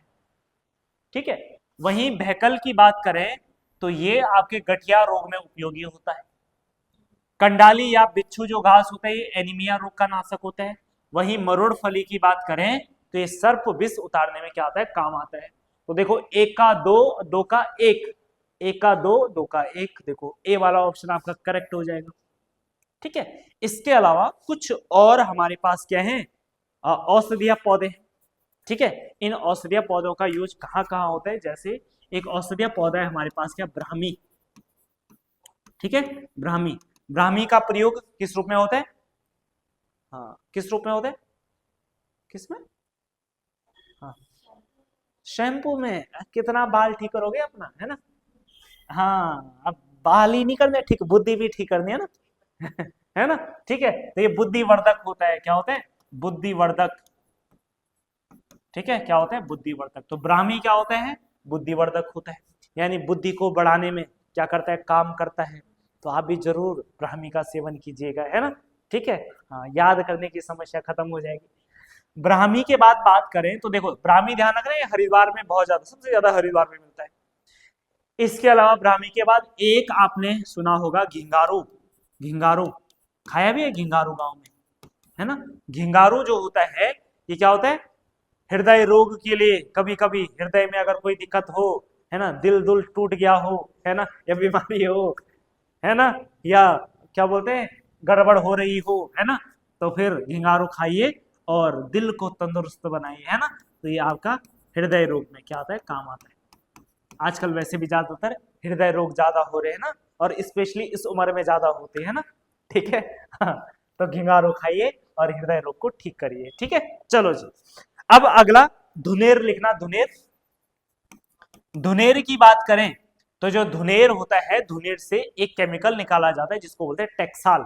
क्या बोला जाता है, टेक्साल कहा जाता है, टेक्साल कहा जाता है। और अगर इस टेक्साल की बात करें तो जो टेक्साल यूज हो रहा है ये किसमें हो रहा है, कैंसर रोग के उपचार में यूज हो रहा है। कैंसर रोग के उपचार में क्या हो रहा है, इस टेक्साल का यूज किया जा रहा है। ठीक, तो ये हमारे राज्य में कुछ प्रमुख क्या आपकी जड़ी बूटियां हैं। अगला प्रश्न आ जाओ,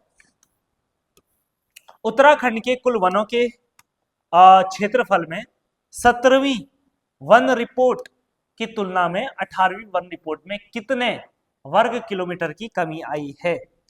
तो पहली बात ये गलत बात है ना, वन बढ़ने चाहिए, और इस वाली वन रिपोर्ट में क्या हो गया, वन घट गए। यानी पिछले 2 वर्ष में वनों में क्या हुई है, कमी हुई है। और वनों में जो कमी हुई है वो कितनी हुई है, 1.3 वर्ग किलोमीटर कमी हुई है। कितनी, 1.3 वर्ग किलोमीटर की क्या हुई है, कमी हुई है। ठीक, राज्य में अगर बात करें तो कुल जो वन क्षेत्रफल है, यानी कुल वन जो है वो 24,303, कितने 24,303.83 वर्ग किलोमीटर पे क्या है, वन है। जब हम राज्य के कॉन्टेक्स्ट में इस क्षेत्रफल को देखते हैं ये निकल के आता है 45.44%। तो राज्य के कुल भूभाग के 45.44% पर क्या है, वन है। इसके अलावा वृक्ष आच्छादन की बात करें तो वृक्ष आच्छादन आपको मिल जाएगा लगभग 1231 वर्ग किलोमीटर में। कितने, 1231 वर्ग किलोमीटर में आपका वृक्ष आच्छादन मिल जाएगा, जो लगभग कितना है, 2.30% है कुल क्षेत्रफल का, है ना। चलो जी, इसके अलावा बात करें राज्य में मैक्सिमम जो वन है, मैक्सिमम, ठीक है, मैक्सिमम वन जो क्षेत्रफल, मैक्सिमम वन जो क्षेत्रफल है, ये मैक्सिमम सबसे ज्यादा वन किस जनपद में है, पौड़ी में हो जाएगा। सबसे ज्यादा कहां हो जाएगा, पौड़ी में हो जाएगा। सबसे ज्यादा है आपका पौड़ी गढ़वाल, फिर आपका उत्तरकाशी, उसके बाद नैनीताल, और फिर आपका कहां हो जाएगा, चमोली हो जाएगा। सबसे ज्यादा वन क्षेत्रफल में पौड़ी गढ़वाल, फिर उत्तरकाशी, फिर नैनीताल, और फिर आपका चमोली। वहीं अगर मिनिमम में बात करें तो सबसे कम वन हमारे राज्य में है आपका कहां पे, हाँ बताओ, हरिद्वार, सबसे पहले आपका उधम सिंह नगर, उसके बाद हरिद्वार, उसके बाद रुद्रप्रयाग, ठीक है, रुद्रप्रयाग हो जाएगा, और उसके बाद आपका कहां हो जाएगा, चंपावत हो जाएगा। उधम सिंह नगर, हरिद्वार, रुद्रप्रयाग, और आपका कहां हो जाएगा, चंपावत हो जाएगा। देखो ये तो नॉर्मल क्षेत्रफल में। वहीं अगर प्रतिशत में बात करें तो मैक्सिमम जो प्रतिशत है, मैक्सिमम प्रतिशत में अगर बात करें तो सबसे ज्यादा 1% है कहां का, चंपावत का, ठीक है। सबसे पहले है चंपावत, चंपावत के बाद आ जाता है नैनीताल, ठीक है, नैनीताल के बाद आ जाता है पौड़ी गढ़वाल, और पौड़ी गढ़वाल के बाद आ जाता है आपका टिहरी गढ़वाल आ जाएगा। और मिनिमम 1% में बात करें तो मिनिमम 1% का है तो ये हो जाएगा आपका उधम सिंह नगर, उधम सिंह नगर, उसके बाद हरिद्वार, उसके बाद पिथौरागढ़, और उसके बाद आपका चमोली हो जाएगा, ठीक है। ये बात आपको याद रखनी, ठीक है। चलो जी, अगले प्रश्न में आ जाते हैं। देखो अब ये ऊंचाई की दृष्टि से जलवायु क्षेत्रों को कूट के माध्यम से सही सुमेलित करना है। सबसे पहले देखो 0 से 900 मीटर की ऊंचाई पर जो जलवायु मिलती है हमारे राज्य में, उस जलवायु को बोलते हैं क्या, उपोष्ण जलवायु। क्या बोलते हैं, उपोष्ण। 900 से लेकर 1800 मीटर तो ये गर्म शीतोष्ण हो जाएगा। 1800 से 300 मीटर शीत शीतोष्ण, और 3000 से 4200 मीटर अल्पाइन जलवायु। तो 1 का 2 और 2 का 1, 1 का 2, 2 का 1 डी वाला, और फिर 3 का 4 और इसका 3, तो डी वाला ऑप्शन आपका करेक्ट आंसर। अगला प्रश्न, उत्तराखंड में विद्युत निगम लिमिटेड, उत्तराखंड में जल विद्युत निगम, जल विद्युत निगम लिमिटेड की स्थापना कब होती है, ये होती है 12 फरवरी 2001 में होती है, ठीक है। 12 फरवरी 2001 में इसकी स्थापना होती है, और 12 फरवरी 2001 में ही किसकी स्थापना होती है, यूपीसीएल की भी स्थापना होती है, उत्तराखंड पावर कॉर्पोरेशन लिमिटेड हो जाएगा। उसके बाद अगला लिखना पिटकुल, क्या लिखोगे, PTCUL power transmission corporation of Uttarakhand limited. और पिटकुल की स्थापना बताओ कब हुई थी, पिटकुल की स्थापना, तो पिटकुल की स्थापना होती है कब, 1 जून 2004 में पिटकुल की स्थापना हुई। इसके अलावा उरेडा, उरेडा सुना ही आपने, उरेडा रिन्यूएबल डेवलपमेंट एजेंसी, है ना। इस उरेडा की स्थापना कब हुई, तो उरेडा की स्थापना हुई जुलाई 2001 में। कब हुई, जुलाई 2001 में उरेडा की स्थापना हुई। उसके अलावा उत्तराखंड विद्युत नियामक आयोग, उत्तराखंड विद्युत नियामक आयोग,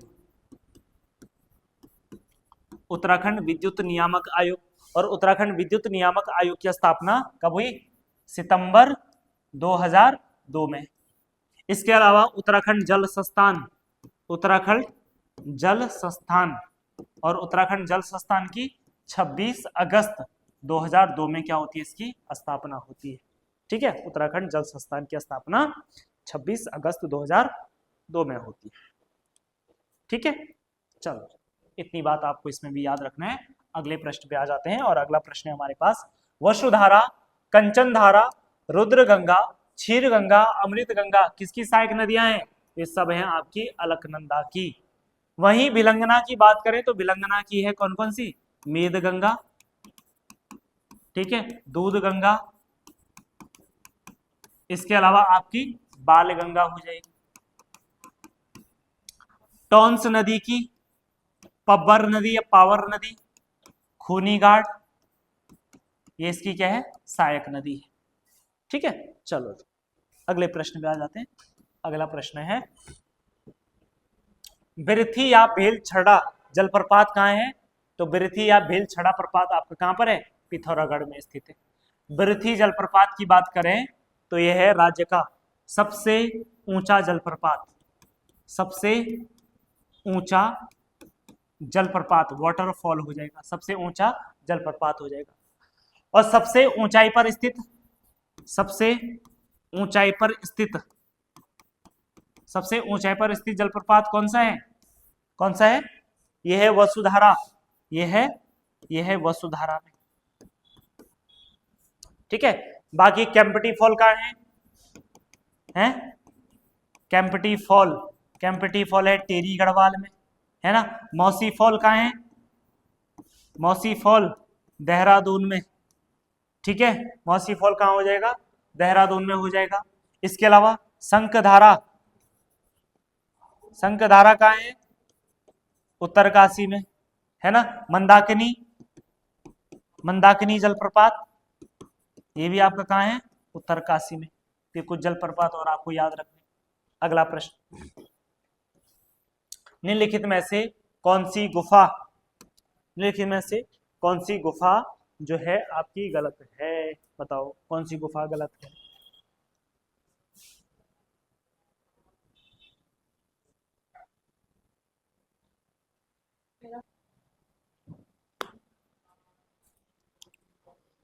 निम्नलिखित में से कौन सी गुफा उत्तराखंड राज्य के पिथौरागढ़ जिले में स्थित नहीं है? तो देखो पहली गुफा है आपकी कौन सी लिखी है? सिर गुफा। सिर गुफा आपकी कहाँ पे? मुंशियारी में है, ठीक बात है। कुचिया देव उडियार गुफा ये कहाँ पर है? बलवा कोट में है। और छीनी गुफा आपके अस्कोट में है। तो तीनों बातें बिल्कुल सही है, तो तीनों सही है, तो फिर चौथा ही क्या होगा आपका? गलत होगा। तो रामशिला गुफा ये आपकी पिथौरागढ़ में नहीं है। तो डी वाला ऑप्शन आपका क्या हो जाएगा? गलत हो जाएगा। तो प्रश्न के हिसाब से आपका D option is the right answer. ठीक है, अगला प्रश्न। ठीक है, नेक्स्ट प्रश्न है और अगला प्रश्न है आपके पास, वर्ष 2024-25 में राज्य अर्थव्यवस्था में तीनों क्षेत्रों के योगदान के संदर्भ में नीचे दिए गए तथ्यों को कूट के माध्यम से सुमेलित कीजिए। ठीक, सबसे पहले देखो इधर क्षेत्र लिखा है और इधर लिखा है योगदान, यानी कि हमारे राज्य में या हमारे जो राज्य का बजट है या अर्थव्यवस्था है, इस अर्थव्यवस्था में किस क्षेत्र का कितना योगदान है। ठीक है, देखो जनरली हम अर्थव्यवस्था में जो क्षेत्र होते हैं इनको तीन कैटेगरी में डिवाइड करते हैं। एक आपकी प्राइमरी, सेकेंडरी एंड टर्शियरी हो जाएगी। प्राथमिक क्षेत्र का जो योगदान है हमारी अर्थव्यवस्था में है वो कितना है? 9.34%। प्राथमिक क्षेत्र का मतलब होता है जैसे आपका जहां पे मेन उत्पादन किया जाता है, जैसे आपका कृषि हो गया, है ना, पशुपालन हो गया, मत्स्य पालन हो गया, मधुमक्खी पालन हो गया, है ना, ये जो भी चीजें, खनन हो गया, खनन उत्पादन हो गया, ये सब आपका क्या आता है? प्राथमिक क्षेत्र के अंतर्गत आता है। प्राथमिक क्षेत्र की भागीदारी है 9.34% की। वही बात करें द्वितीयक क्षेत्र की तो द्वितीयक क्षेत्र आपका 44.56% हो जाएगा। 44.56, इसमें जैसे आपका विनिर्माण आ जाएगा, मैन्युफैक्चरिंग आ जाएगा, है ना, ये सारी चीजें आपके इसी के अंतर्गत आ जाएगा। ठीक है, जैसे कंस्ट्रक्शन है ना, मैन्युफैक्चरिंग है। ठीक, तो ये आपके द्वितीयक क्षेत्र के अंतर्गत आ जाते हैं, ये भी सही है। तृतीयक क्षेत्र, तृतीयक क्षेत्र का योगदान है 46.02%। और तृतीयक क्षेत्र जनरली आपका कौन सा होता है? जिसको हम क्या बोलते हैं? सर्विस सेक्टर, है ना, जहां पे सेवाएं दी जाती, जो ऑफिस वगैरह वाली जिस तरीके की जॉब होती है। ठीक है, तो ये आपका तृतीयक क्षेत्र। यहाँ पे प्रश्न ये भी बन सकता है कि राज्य में इकोनॉमी में सर्वाधिक कौन सा क्षेत्र है आपका? तो तृतीयक क्षेत्र। मैक्सिमम आपका क्या हो जाएगा? तृतीयक क्षेत्र हो जाएगा। और सबसे कम कौन सा हो जाएगा आपका? आपका प्राथमिक क्षेत्र का योगदान आपका सबसे कम हो जाएगा। क्लियर है इतनी बात? ठीक है, चलो जी। इसके अलावा राज्य की बजट के बारे में बात करें तो इस बार का बजट 2 थीमों पे था, एक आपका नमो और दूसरा कौन सा था आपका ज्ञान थीम पे आधारित था। तो डिटेल में मैं आपको कई बार बता चुका हूं। चलिए जी अगला प्रश्न आ जाओ। निम्न में से देश की पहली टनल पार्किंग कहां बनाई जा रही है? तो देश की पहली टनल पार्किंग जो है वो गंगोत्री यमुनोत्री हाईवे पे बनाई जा रही है। कहां बनाई जा रही है? गंगोत्री और यमुनोत्री हाईवे पे बनाई जा रही है। ठीक है, चलो जी अगला प्रश्न आ जाते हैं। जौनसार में बूढ़ी दिवाली के अवसर पर किया जाने वाला नृत्य कौन सा है? तो जौनसार में बूढ़ी दिवाली के अवसर पर कौन सा नृत्य किया जाता है? कौन सा नृत्य किया जाता है? तो ये नृत्य किया जाता है हंदिया नृत्य। कौन सा नृत्य किया जाता है? हंदिया नृत्य किया जाता है। तो B is the right answer. बाकी तांदी नृत्य हम देख चुके हैं कई बार, है ना। तांदी नृत्य आपका कहां पे होता है?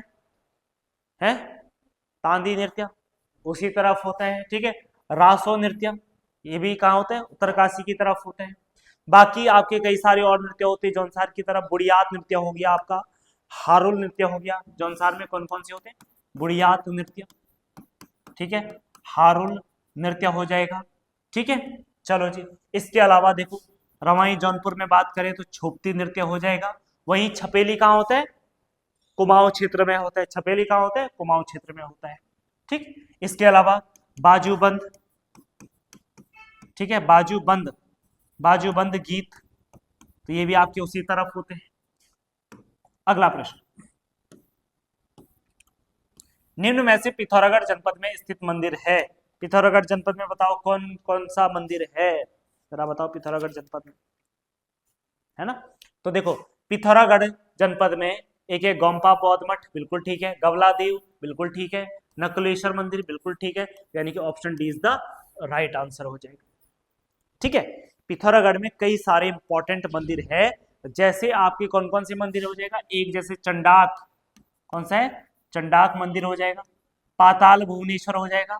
कौन सा हो जाएगा? पाताल भुवनेश्वर मंदिर हो जाएगा। इसके अलावा और कौन कौन से मंदिर हैं? ऐसे आपके उल्का देवी, उल्का देवी का मंदिर, उल्का देवी का मंदिर, अन्यारी देवी का मंदिर। कौन सी देवी? अन्यारी देवी का मंदिर। हुंकारा देवी का मंदिर,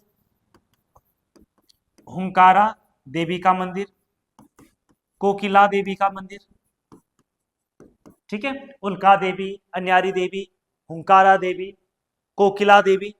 ठीक है, इसके अलावा कोटगाड़ी देवी, कोटगाड़ी देवी, कोटगाड़ी देवी का मंदिर। इसके अलावा कामाख्या देवी का मंदिर, कामाख्या देवी का मंदिर। और देश में प्रसिद्ध कामाख्या देवी का मंदिर कहाँ है? असम में है, ये भी याद रखना है ना। कामाख्या देवी का मंदिर हो जाएगा। इसके अलावा और मंदिरों में आपका चोमू देवता का मंदिर, चोमू देवता का मंदिर हो जाएगा। इसके अलावा आपका देवल समेत, देवल समेत देवता का मंदिर हो जाएगा, है ना, पढ़ा था ना देवल समेत। ठीक, इसके अलावा कठपतिया देवी का मंदिर, कठपतिया देवी का मंदिर हो जाएगा, कठपतिया देवी का मंदिर हो जाएगा।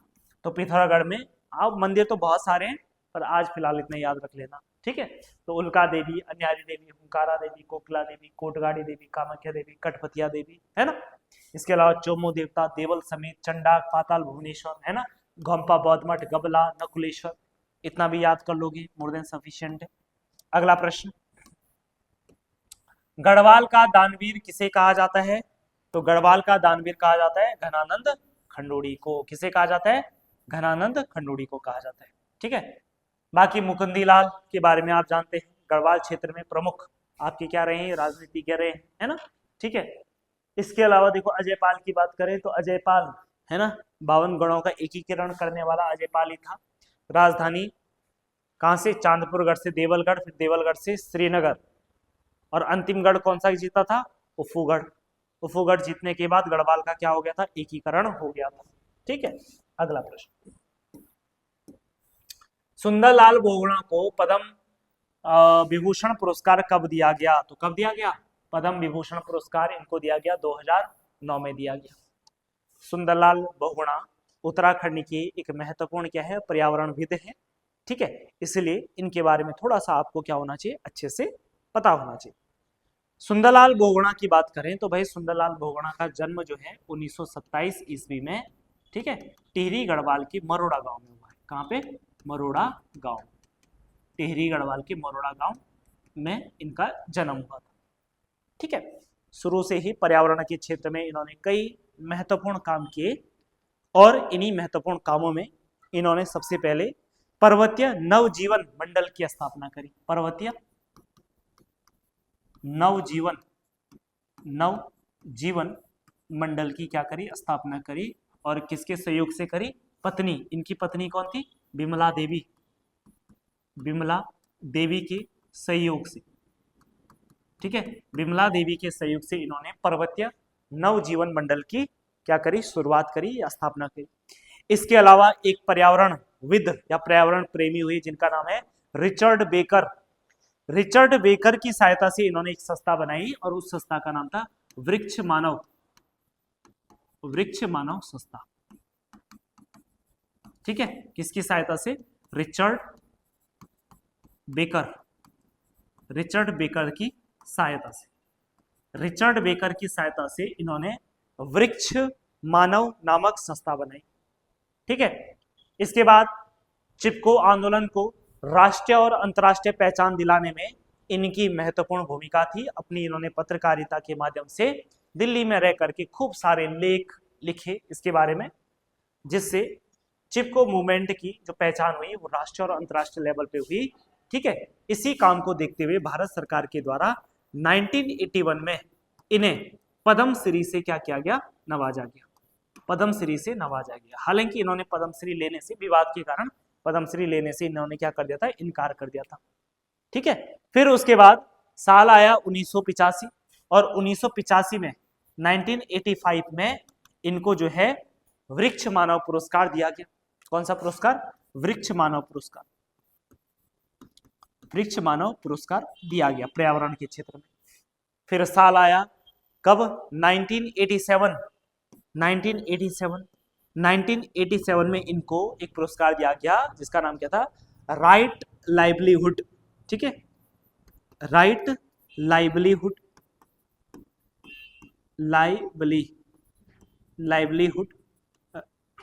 राइट लाइवलीहुड पुरस्कार, राइट लाइवलीहुड पुरस्कार या अवार्ड, ये 1987 में दिया गया।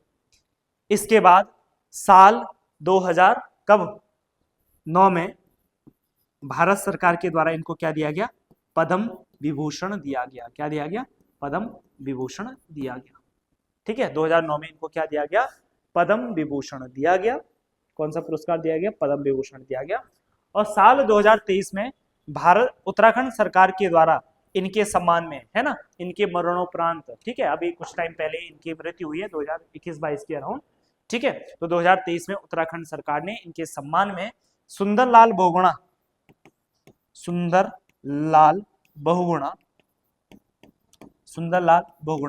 पर्यावरण संरक्षण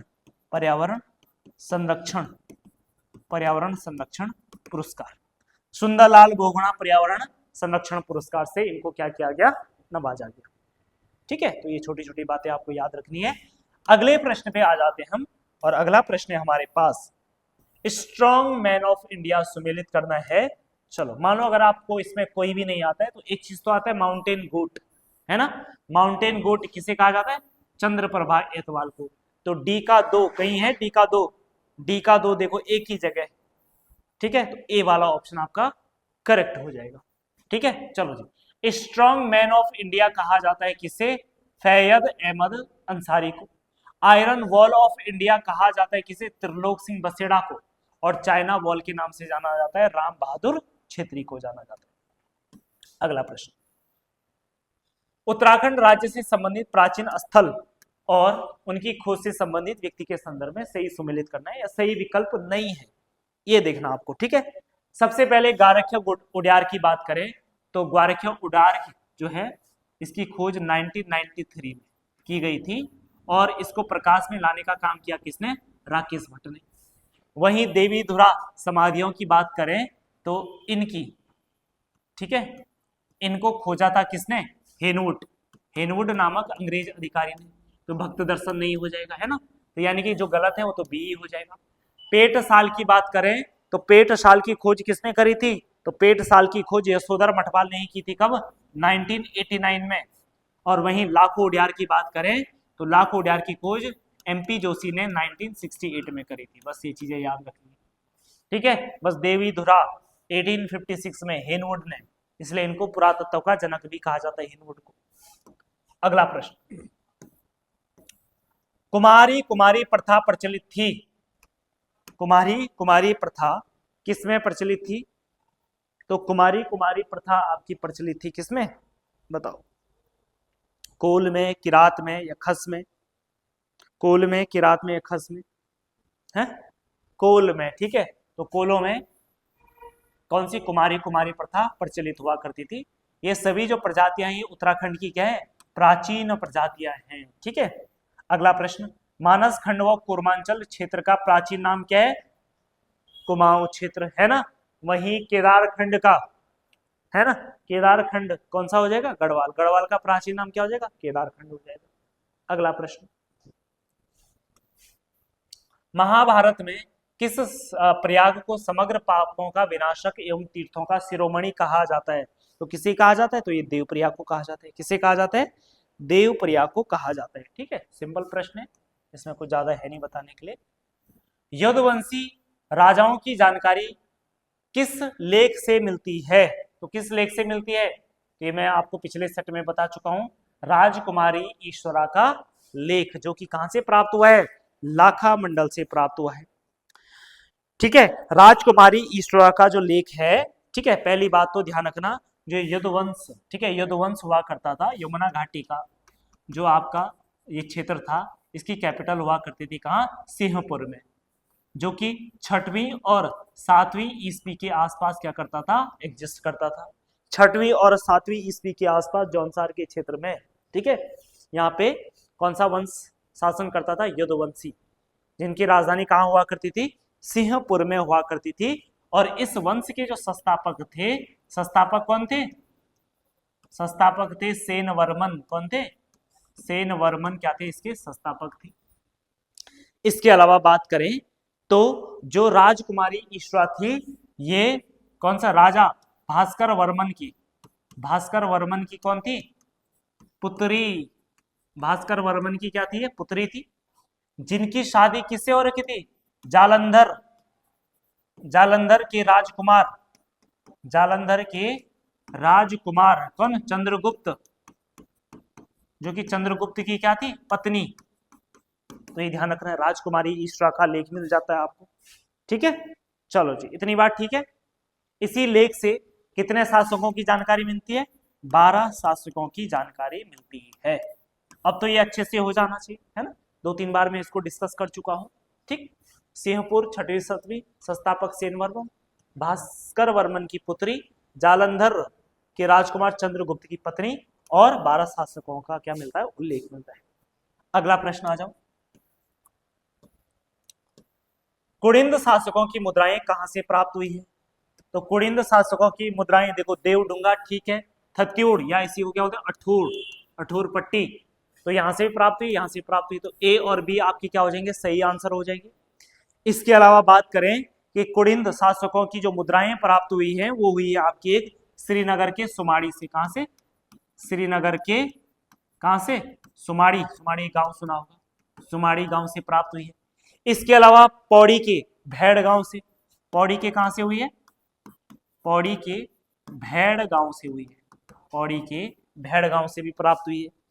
इसके अलावा बात करें तो कहां से? कत्यूर घाटी से भी इनके क्या मिलते हैं? सिक्के मिलते हैं। और कत्यूर घाटी से इनके जो है 54 सिक्के मिले। कितने सिक्के? 54 सिक्के, ठीक है। और इन 54 सिक्कों में से एक एक सिक्का जो है, एक एक जो सिक्का है वो शिवदत्त, शिवदत्त वो किसका है? आसेक का है। बाकी जो 52 सिक्के हैं वो किसके हैं? वो है गौमित्र के। किसके हैं? गोमित्र के। 52 सिक्के किसके हैं? गोमित्र के। इसके अलावा जो ये तमाम सिक्के हमारे उत्तराखंड में कुड़िंद शासन से अलग अलग जगह से मिले हैं, इन्हीं पे जो एक व्यक्ति है जिनका नाम है एमपी जोशी, इन्होंने एक किताब लिखी है। उस किताब का नाम क्या है? कई बार बता चुका हूं, उस किताब का नाम क्या है? Morphology, morphology of Kuninda coins, ठीक है, किताब किसने लिखी? MP जोशी ने। तो ये बात भी याद रखनी है आपको, ठीक है। तो ये है आपका अगला प्रश्न 57वां प्रश्न। 57वें प्रश्न के बाद अगला प्रश्न है हमारे पास 58वां प्रश्न, और 58वां प्रश्न है शिलालेख और उनसे संबंधित जो शब्द मिले हैं, शब्दावली मिले हैं, ठीक है, किससे संबंधित है। सबसे पहले देखो भृत्य, भृत्य की बात करें तो जो भृत्य होता है, ठीक है, भृत्य कौन हुआ करता था? सेवक हुआ करता था, है ना। भृत्य जो है ये कत्यूरी या कार्तिकेय पूर्व शासन काल से मिले हुए ये शब्द है शिलालेखों से। भृत्य शब्द जो है ये सेवक के लिए प्रयोग किया जाता था कार्तिकेय पूर्व वंश में। वहीं प्रतिहार की बात करें तो जो प्रतिहार हुआ करता था, ठीक है, प्रतिहार, ठीक है। चलो एक तो देखो कुलचारिक तो आपने पढ़ा है, तो कुलचारिक कौन हुआ करता था? तहसीलदार, है ना। तो ए का 3 और डी का 2 मिलाओ, ए का 3 और डी का 2, केवल एक ही जगह मिल रहा ना बी वाले में, ठीक है, ए का 3 और डी का 2 हो जाएगा। प्रतिहार कौन हुआ करते थे? ये द्वार रक्षक हुआ करते थे। वहीं जो गोप्त हुआ करते थे वो कौन होते थे? रक्षक हुआ करते थे, ठीक है, ये ध्यान रखना है। तो भृत्य, सेवक, प्रतिहार, द्वार रक्षक, गोप्त, रक्षक, कुलचारिक आपका तहसीलदार हो जाएगा। इसके अलावा शिलालेखों में हमें कुछ और शब्द भी मिले, जैसे कौन कौन से शब्द मिले इनको भी देख लेते हैं जरा, है ना। जैसे एक शब्द मिलता है आपको पल्लिका, क्या मिलता है? अच्छा, रक्षक रक्षक से आया तो एक ऐसे ही रक्षक के लिए आता है कोटपाल। कोटपाल कौन हुआ करता था? बताओ, कितनी बार बता दिया मैंने?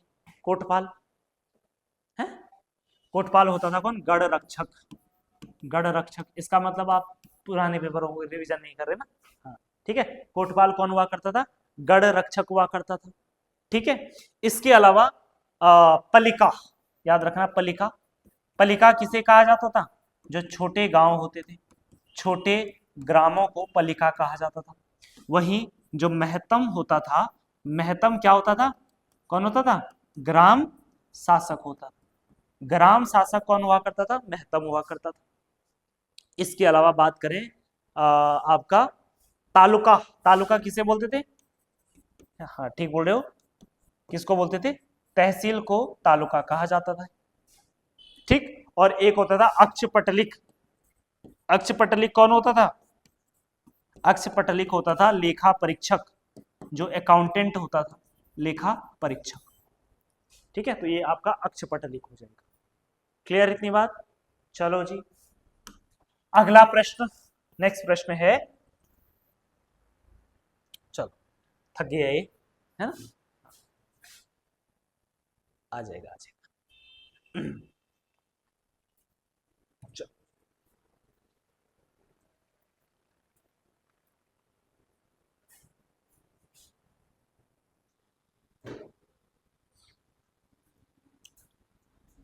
चलिए तो अगला प्रश्न है आपके पास, दिए गए उपन्यासों में शैलेश मटियानी के उपन्यास हैं।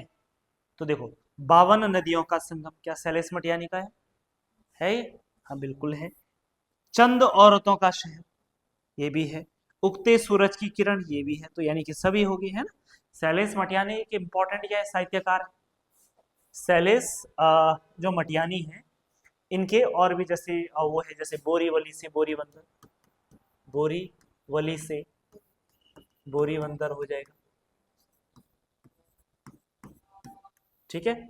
और क्या क्या है? मेरी 33 कहानी, मेरी 33 कहानी संग्रह, ये इनका एक कहानी संग्रह, ठीक है। चलो बाकी पोस्टमैन भी है इनका, है, मुठभेड़ भी है, ठीक है। चलो अगला प्रश्न, और ये इस सेट का उत्तराखंड का अंतिम प्रश्न, ठीक है। चलो जी, किस वर्ष कला व बूढ़ा चांद रचना के लिए सुमित्रा नंदन पंत जी को साहित्य अकादमी पुरस्कार दिया गया? तो किस वर्ष दिया गया? ये दिया गया 1960 में। 1960 में सुमित्रा नंदन पंत जी को साहित्य अकादमी पुरस्कार दिया गया कला एवं बूढ़ा चांद के लिए। वहीं 1961 में इनको क्या दिया गया? पद्म, हाँ पद्म भूषण अवार्ड दिया गया। क्या दिया गया? पद्म भूषण अवार्ड दिया गया।